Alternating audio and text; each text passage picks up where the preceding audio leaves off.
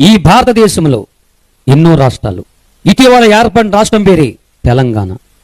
తెలంగాణలో ఖమ్మం జిల్లా భద్రాచలం అనే పట్టణం. భద్రాచల పట్టణానికి 79 కిలోమీటర్ల దూరంలో కుంట అనే ఊరుంది. ఈ కుంట అనేది నా జన్మస్థలం.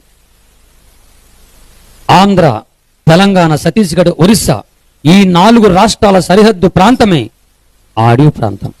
పూర్వకాలమందు అడవి చాలా భయంకరంగా ఉండేది. భయంకరమైనటువంటి అడవి ప్రాంతం అది. ఎత్తైన కొండలు, ఎత్తైన చెట్లు, లోతైన లోయలు, కంటి కనబడిన జీవు నుండి ఏనుగు లాంటి జంతువులు, క్రూర మృగాలు, జంతువులు, భయంకర ఆకాశ పక్షులు, చీలేరు నది, శబ నది కలిసి అందమైన ప్రకృతి ప్రదేశం. గోదావరి చలయరలు, పాపికొండల ప్రాంతాలు. ఆ అడవి ప్రాంతం వనమూలికలతో అద్భుతమైనటువంటి ఆరోగ్యకరమైన వనమూలికలతో sugar, BP, heart, gas trouble, సర్వ రోగాలు లేనటువంటి అద్భుతమైన ప్రకృతి. అసలు ఆ గాలి పీలిస్తే చాలు అద్భుతం. అక్కడ డాక్టర్లు ఉండరు, హాస్పిటల్ ఉండవు. ఒక్కొక్క స్త్రీలు, తల్లులు 5 నుంచి 20 మందిలో పిల్లల్ని కనగలరు. ఏ నర్సు ఉండరు, ఏ ఇంజక్షన్ ఉండవు. ఆడతా పాడతానికి అని వెళ్తుంటారు వాళ్ళు. అంటే ఒక దేవుని సృష్టి అది.